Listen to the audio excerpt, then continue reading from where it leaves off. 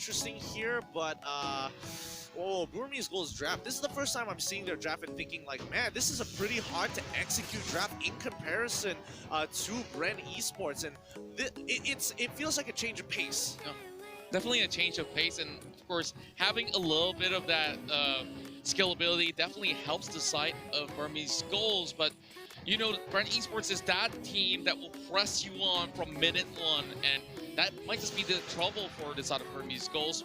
But well, Butters, this game, I'm pretty sure there's a stance coming in, but I'm liking what I'm seeing from both sides. Yeah, it's just hard to execute for the side of Burmese Ghouls, but Bren Esports still has something simple, so let's see. That's right, ladies and gentlemen, we're going in towards game 2. Bren Esports, one up. Burmese Ghouls still looking for the first point, and casters, please have the floor. Well, thank you, Aaron Contra, my friend. Now, the reason why I'm saying Burmese Ghouls have a more difficult composition naturally is because of what they have in the lineup. But more importantly, we saw previously when they were up against RRQ. RRQ was like, yes, we want a hard-to-play composition. Burmese Ghouls, I like it simple, and I like it effective. They have 2 executes on their side for Burmese Ghouls, and it really makes a lot of sense just because they want to take Mlbb as fast as possible. Get his HP on that threshold, press that, and just rinse and repeat. Yep, and they want to do it to everyone on Bren Esports side because they're all high damage output heroes, right? Rebo, even Lusty with the only fast, Carl TZ, of course, the core, and this is currently turning into the most fair metagame of Mobile Legends we've seen in a while, right? Save for those Diggy strats. But right now, flatly dueling D down bottom. Up top, it's going to be the Benedetta versus the Farsa on Rebo and Ruby ED. Yeah, this might be the first engagement here. Again, we're seeing the Mountain Doctor to get a good idea of how going out. Lusty, he sees what's going on top side. He's just going to use his Jeet Kune Do to get on out of there. As you can see, the Burmese Ghouls have control over that top side, but Bren don't necessarily have to react. I mean, look down bot, they are pushing out D. Oh, now caught out here. Again, the big rotations by Burmese Ghouls not turning into much. Getting a few hits on this. Energy Shield is Flap TZ and Few. Growing a lead by about 400, 500, very, very small, not yet noticeable, but right now after this turtle, 2 minutes in, definitely we're gonna enter the lead. You can right now how serious Burmese Ghouls is into taking this turtle. They know when will it come out, and look at this, they have 4 people in the area already. Knock up here by Cho, maybe gonna be telling them, hey, it's ready, it's ready. The blade put in by Kid, taking some damage, is maybe at the Poissons. Carl TZ, Lusty at less than half health. I think Bren Esports all they needed, that's the turtle. Yep, and I think it was a little bit of a mistake coming in for the Burmese Ghouls where they're making the call, thinking that they were going to get invaded, but instead Bren Esports take the advantage of this and you go for the turtle because again, look at, he only just hit his level 4, his wave was already pushed in, they realized, oh, we're at a level disparity only because they were able to be out at the 2nd minute of the game. Small decisions like this make a huge difference and Burmese Ghouls will not take that risk. Now, Lusty is just staying in the brushes. He knows that he needs to find where maybe is come from. TZ is farming well, different from the start of game number 1. Here we go, Way of the Dragon already on top of maybe to get the first pick of the game. First blood goes through, a quick follow-up, this arrow here, and Burmese Ghouls, again, they are just backwards and not trying to be too aggressive, and these picks are going to hurt them at the end of the day, considering what there is. Now 30 seconds in, all heroes on the map have their ults, so now fights are getting interesting. Engagements are getting almost all in, and if not, somebody's getting something, hey, this guy spent his ult, we should go for a move now. Like the final blow here by Ruby DD. Gets DD once more, level 6. Here comes the rest of them. Nice arrow to scout out the bush. That's gonna be Carl TZ charging up this arrow. Gets a few hits in, Mount Chakra from the back. Here comes Lusty, Way of the Dragon. That's going to be the Fatal Links by Maybe, and the fight is happening underneath the turret. That's gonna be Ruby DD, the first casualty. That makes Kid the second. That's Rebo getting double. Maybe is next. D coming in with the black dragon form, and Carl TZ is in his face. That's gonna be Flap TZ coming in. No regeneration for you. Far for none currently, and Ace is the lone survivor, dodging that arrow by just an inch. And right now, he has no choice but to go down. The wipeout delayed by Bren Esports. They take it nonetheless. Burmese Ghouls, Bren Esports, they're playing each other's game. Bren Esports went to the territory of the side of battle, and now they are serving the pain to the side of Burmese Ghouls. Now, Leo, I know you were, very iffy about specifically the Selena and how it's supposed to be executed here. Few legitimately won that entire fight, landing one of the most weaved through abyssal arrows to make sure it landed onto Ace. Full 3 seconds of lockdown, allowing Lusty to control the fight. But again, another one will occur. Same way with the Way of the Dragon, but I'm a believer. Ladies and gentlemen, maybe gets knocked out. They trade out for Lusty, but it's worth it because it's a 3-4-1. Ace bites the dust. Now, back to what you were saying. This was yesterday, man. This was yesterday when the win rates were on an all-time low, and Mlbb barely gets away with his life, spending his entire kit. I have this hunch that Mlbb was looking at the map, just staying there, and he forgot that Bren Esports was still in the area. I mean, look at Carltese. He has literally 100% kill participation. 4 kills, 5 assists, making sure that Mountain Shark is getting maximum value. But check this out. The way that they initially started, Few is ensuring that every single time he doesn't necessarily need to be there. He just needs to stop the follow-up after the abilities occur. So, Fatal Links, whatever. Oh no, you're going to be throwing your Rodrian? That's when I'm dropping the arrow. You also have to look at what Joe did, and Benedetta gets caught out. It's like he dashed into the arrow as well. Great conditioning here by Bren Esports. Oh, and they get another! Carltese takes down Ace and maybe is running for his life. That's a double for the Prodigy. I don't need the Lancelot. Y'all gave me the YSS, and now Kid flickers back.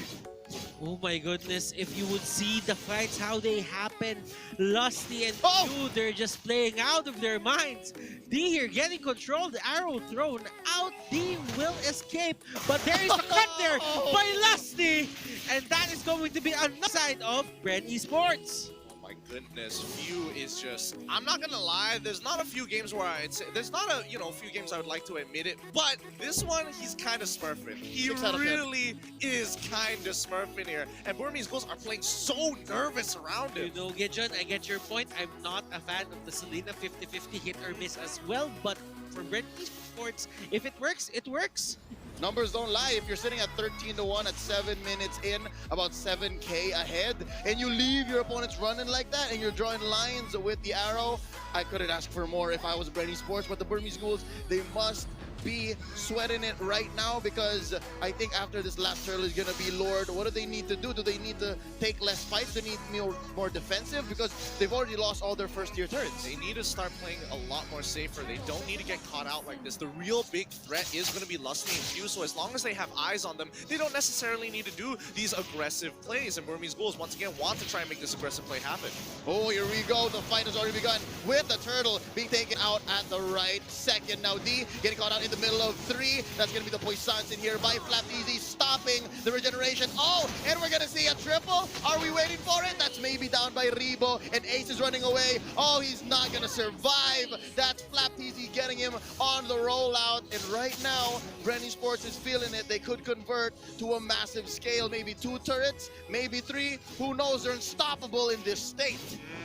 I'm starting to get more and more disappointed. This isn't the Burmese Ghouls that we know and love. This wasn't the same team that played yesterday. They are playing scared, and not only that, they're making terrible decisions. Right off the bat, they're not playing off of the power spike. They could have waited for the 22K mark. Instead, they give another 5K over to Bren Esports, a full turtle, and another turret. At this point, Burmese Ghouls are just putting more nails in their own coffin. This is not what I wanted for them. This isn't the team that we know and love.